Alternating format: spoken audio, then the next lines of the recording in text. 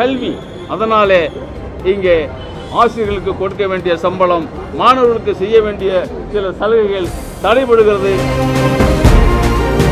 போராட்ட களத்தில் நின்றார்கள். அந்த கோரிக்கைகளை நாங்கள் கூட சட்டமன்றத்தில் வலியுறுத்தி பேசியிருக்கிறோம். 2 மாதம் அட்வான்ஸாகவே கொடுத்திருக்கிறார். கோடை காலத்தில் சிரமப்படுவாங்கன்னு சொல்லி மக்கள் பிரதிநிதி என்கிற முறையில் எங்களுடைய கடமையை இந்த 16வது சட்டமன்றத்தில் நேற்று நீண்ட காலமாக போக்குவரத்து தொழிலாளிகள் அவர்களுக்கு சேர வேண்டிய பண பயன்களுக்காக தொடர்ந்து போராடி கொண்டிருந்தார்கள். அரசுடைய கவனத்திற்கு கொண்டு சென்று போராட்ட களத்தில் நின்றார்கள். அந்த கோரிக்கைகளை நாங்கள் கூட சட்டமன்றத்தில் வலியுறுத்தி பேசியிருக்கிறோம்.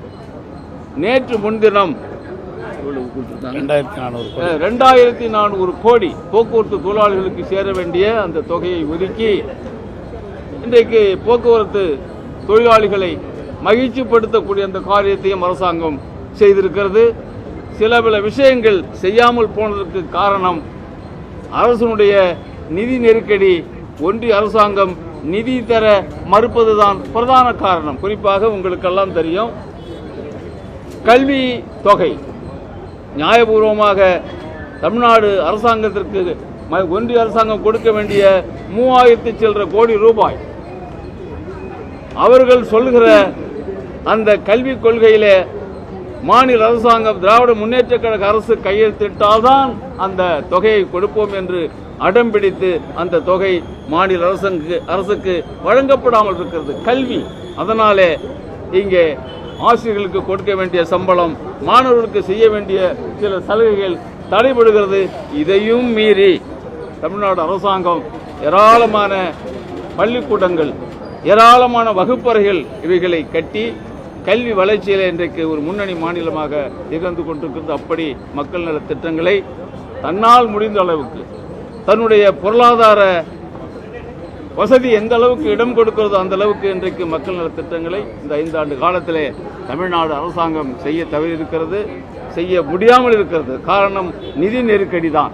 ஒன்றிய அரசாங்கம் செய்கிற அந்த நிதி நெருக்கடி. இவைகளுக்கு மத்தியிலே இன்றைக்கு மக்களுக்கு ஏராளமான நலத்திட்டங்களை, உதவிகளை இந்த அரசு வழங்கியிருக்கிறது. குறிப்பாக இப்பொழுது பார்த்தீங்கன்னு சொன்னா அந்த மகளிர் உதவித்தொகை 2 மாதம் அட்வான்ஸாகவே கொடுத்திருக்கிறார்.